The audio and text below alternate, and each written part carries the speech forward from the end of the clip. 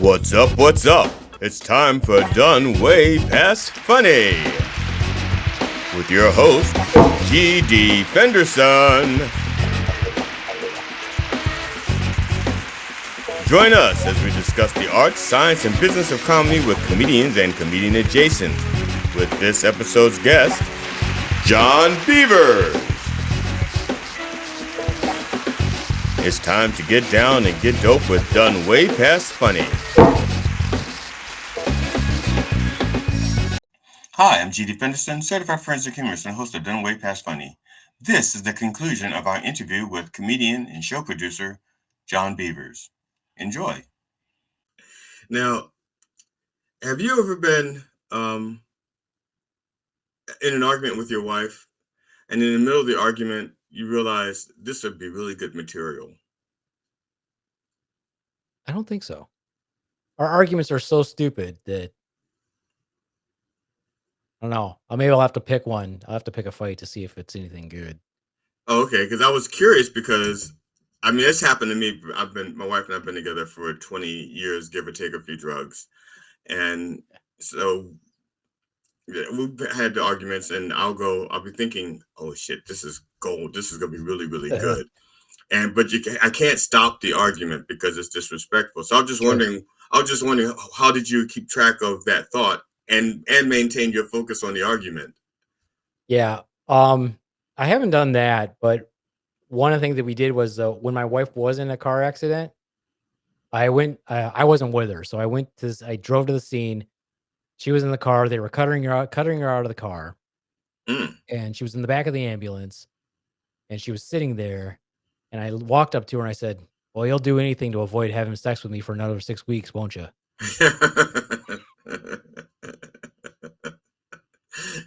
And was it 6 weeks? No, I'm just No, it was longer. It was much longer than that. Now, was some of that punitive damage? Like Yeah. she was fined up to 6 weeks. Like, no, you're gonna wait up for She's 2 like, more. "You're gonna wait for more." She's like, "Remember that joke you told?" Yeah, and then I wrote like 3 jokes on the way to the hospital. And of course I told them to her, and she was like, "Oh, you son of a bitch, seriously."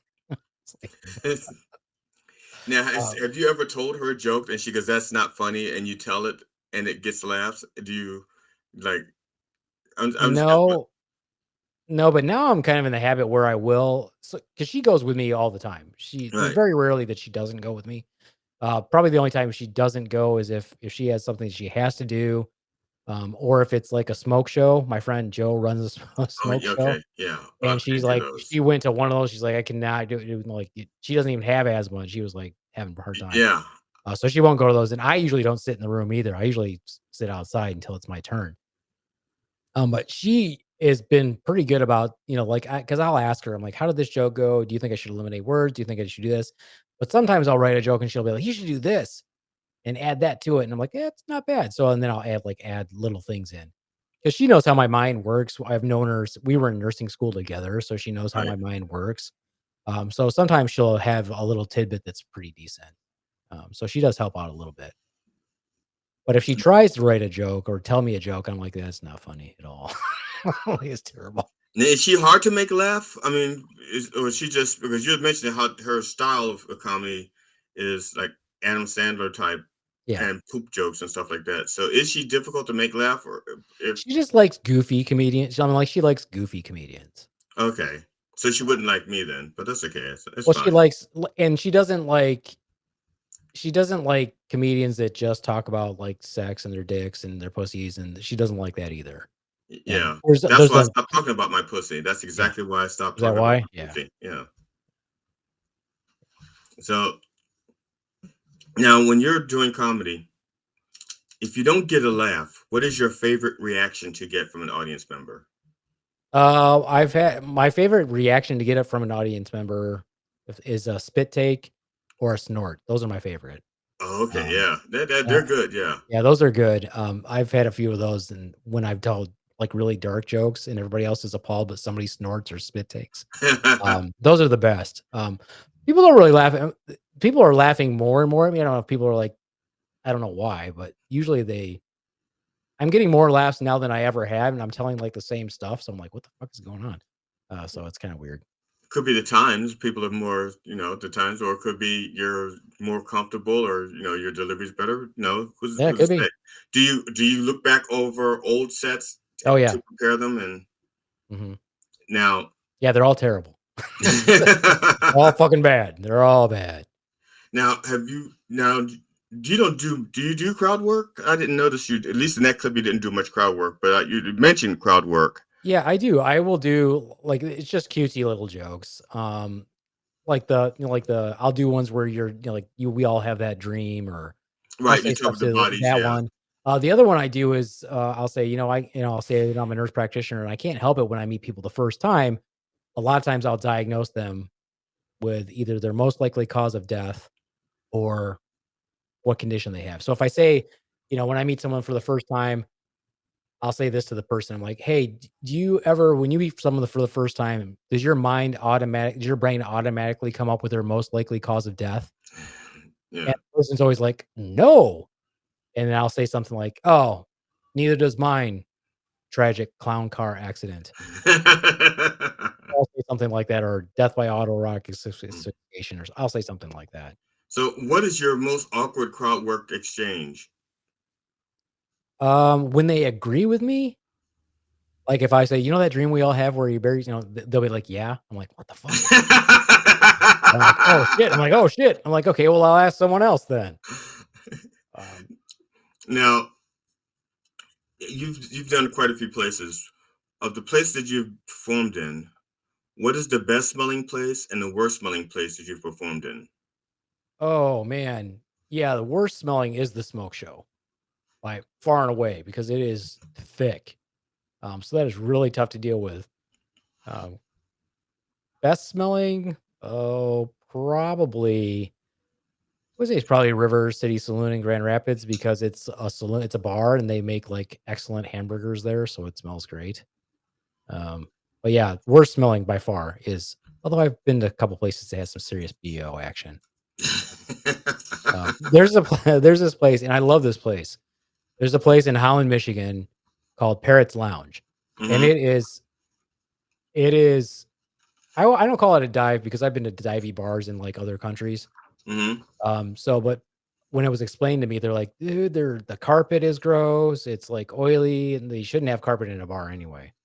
And Right. there's always blood in the bathroom. Somebody's always getting into a fight, blah, blah, blah. And I went there and I looked on Yelp and it had a 1-star review. And I'm like, well, I can't wait to go to this place. And I walked in and they had like half wooden walls. Like the wall was like really nice wood halfway Hmm. up. And the wood on those walls matched the bar. Right. And I walked in, I was like, "Oh, look at that nice wood on the wall in the bar there." And I'm like, "Sure, it's some nice craftsmanship. Somebody took their time." And I was like, and everybody else is like, "What a shithole." I'm like, "Look at the nice wood." And there was blood on the walls in the bathroom when I went in there. I was like, "Oh, well, at least they're accurate." So I was like, I went on Yelp and I think I gave them a 3-star review to bring it up. I'm like, "It's not as bad as people say. Pretty good little venue." I actually like Nice doing wood. comedy The there. wood matched the Like, bar. that's what I said. I'm like, "It's got nice wood walls." I'm like, "Really nice." But that place is a great place to do comedy, but it doesn't look awesome, but it's nice. Yeah, I I've, like it. yeah, I've been to places like that. There was a place I used to frequent, and it was not designed for comedy. I guess they used to have like live bands in the front. Oh, sure. It had like a little stage big enough for like a trio or something. But the audience was really into the comedy. Yeah. And it was a Monday night thing. It was a Monday night showcase. And I did like three or four of them, and the audience, it was a Monday night, and the audience was like really, they were there. They showed up on a Oh, Monday yeah. night. They paid. It was like it was a paying showcase. They paid on a Monday night. The place was always packed, and the audience was really, really into it. Yeah, that's the And best when they're there for comedy and that's what they want. They're like, "Oh, we yeah, wanna laugh." yeah. Yeah. That's Now, why, what's the? yeah, go ahead, sorry. I was gonna say, what's the hardest? I think I asked you this, but I didn't cross it out. Um, but the hardest lesson you had to learn about the business of comedy. Well, one, nobody pays comedians enough. And that was kind of our goal when we started out was to try to pay more than everybody else around here does. A lot of people don't even pay. But if they don't pay anything, then you giving them $3 is good. Right. Or gas Uh, money. True. That is also true. But yeah, we try to pay really well, and venues always try to screw you. And I know that I will pay comedians even when it costs me money. Yeah, that we haven't made any money. Yeah, I Yeah, we lose I'm saying money. even yeah. Yeah, we lose money every show. Yeah, We've never made money. I've never made money. Matter of fact, I even though I have an LLC, it's basically a nonprofit. Yeah, that's what ours is. Yeah, and we owed money this year. I go, you need to look again. I'm like, you need to look again because we never made money on one show.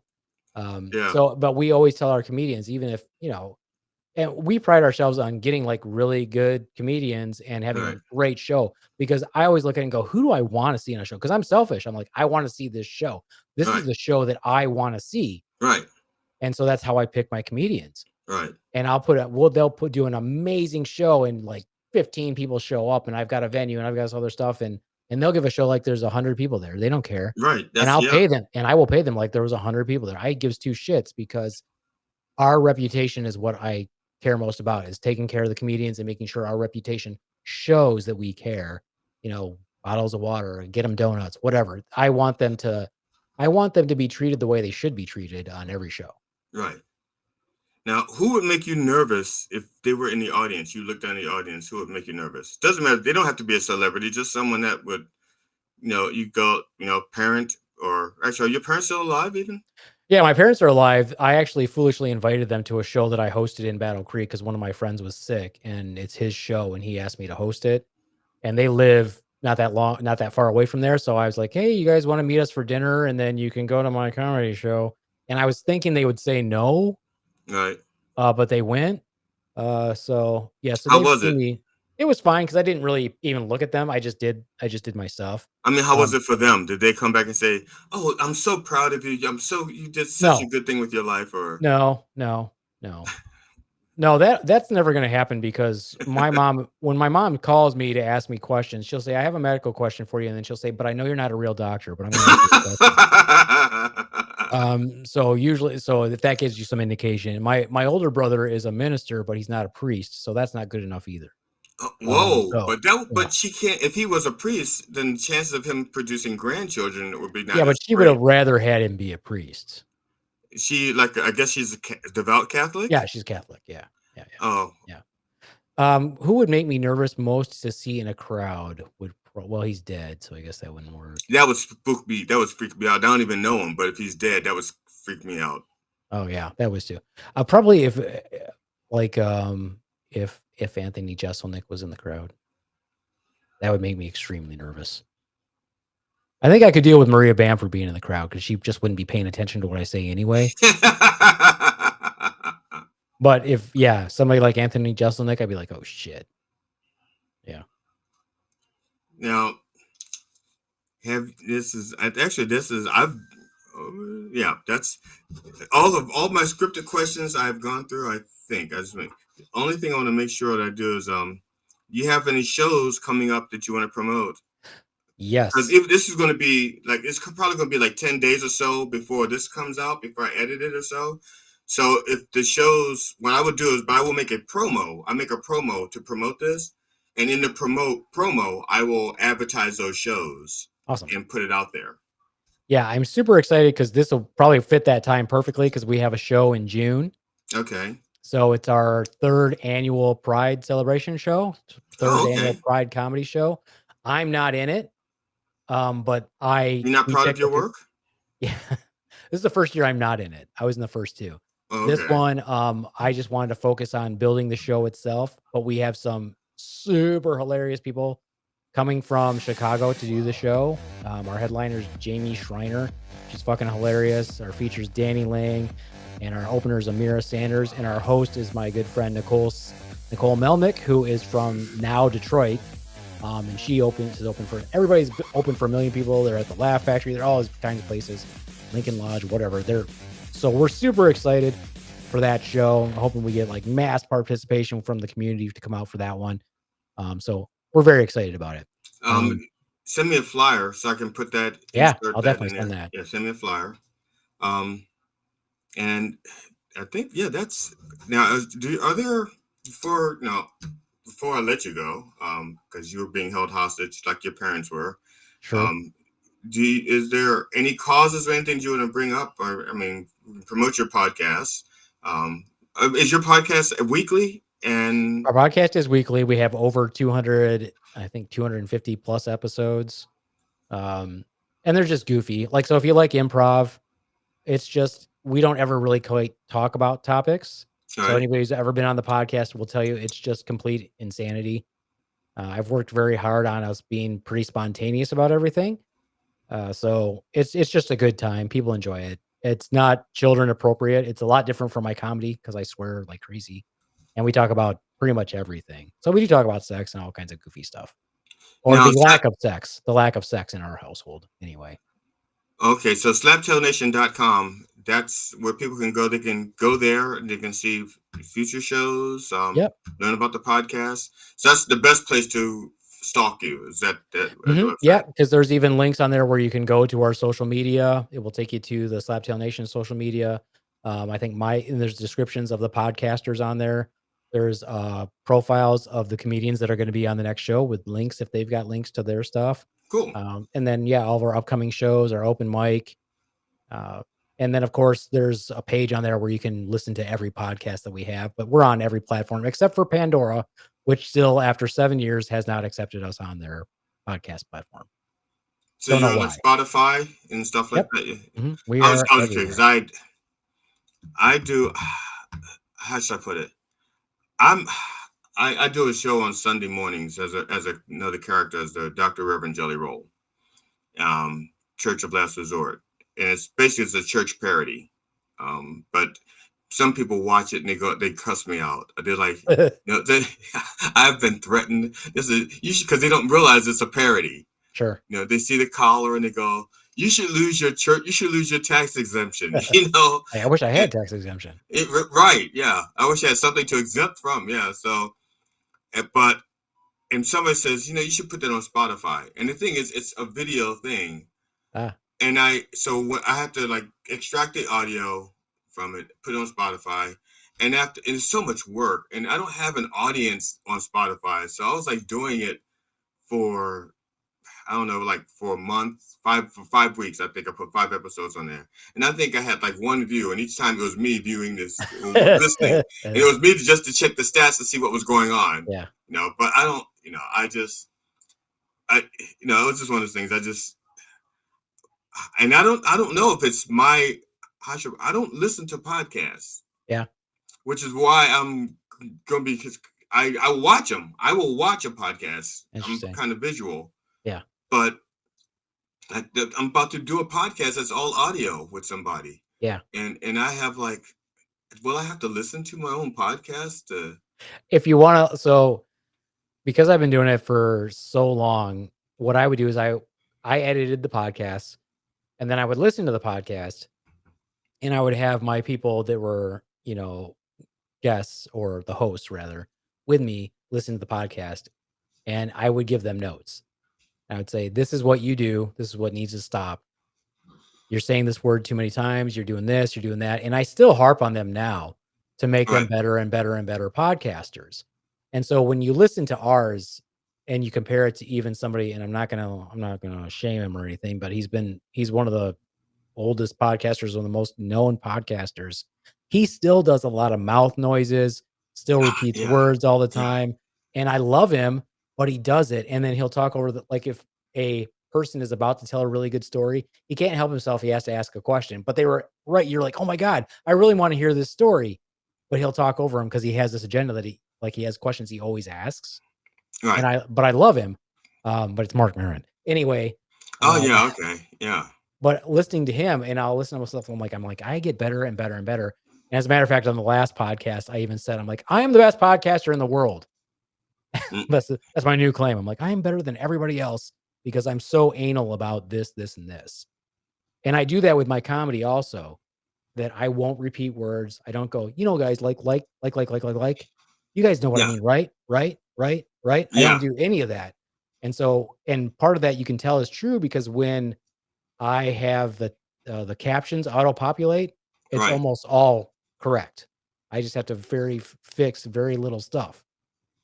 So I feel like that's really important with podcasting in general. But yeah, I just think that it's because it is an audio medium, I don't think you'll have any problems because you can still video yourself and see it later, you know? It's funny. I forgot that I spent 3 years writing for a podcast. I forgot. Honestly, I wrote There was a podcast called Politipod, and it was basically left leaning political satire.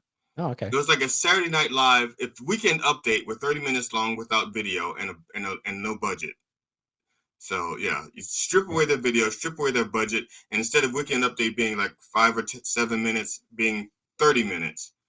I wrote sketches for that, and I used to have to listen to it. You know, Yeah. and I forgot, and I was the same thing. I was so anal to other people because you're writing sketch comedy. It's almost like when you're writing sketch comedy for a podcast, it's like writing for radio. It's like the Mhm. old days when they did serial. Yeah, serials like Annie Oakley or whatever, Yeah. and you have to be Yeah. that descriptive so the audience could see that world in their mind. Yeah. Don't forget to drink your Ovaltine. That Yeah. kind of stuff. Yeah. Well, I think that probably the reason why, partly because I like it too, is because we would have old tapes that you could listen to when I was a kid of like Mm-hmm. the old radio shows. And my dad always listened to Prairie Home Companion. Okay. And I didn't even know that was a show that you could actually go see. I thought it was just a radio show because you would listen to it and you could imagine like the skits that they would do and all that other stuff Right. because they did it so well. I didn't know you could go see it. So I think that's probably why I like it so much. I just want it to be able to people to hear it and decide what you look like. They're like, well, what do you think they look like? Oh, this is how I imagine them. Right. Yeah. Now you talked about you used to do impressions, and I used to do a lot of impressions. I used to be a very good mimic, and I think what changed for me was my sinuses. Yeah, I maybe. I'm a terrible sinus sufferer now, and so I can't duplicate a lot of the sounds I used to, where I used to have like all the space up in here that now seems to be occupied with mucus and swelling. So the sound doesn't resonate. And also, when I was younger, I had more of a passion for it. Right. Whatever sound I heard was just amazing, or a person. Like, I used to love the Marx Brothers, Yeah.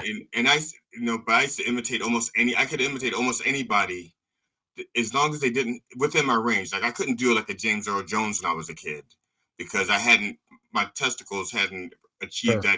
that whatever it is that they achieved to do that. And when I got older, I could do James Earl Jones, but then I couldn't do like the Dudley Do Rights, stuff like that. Yeah.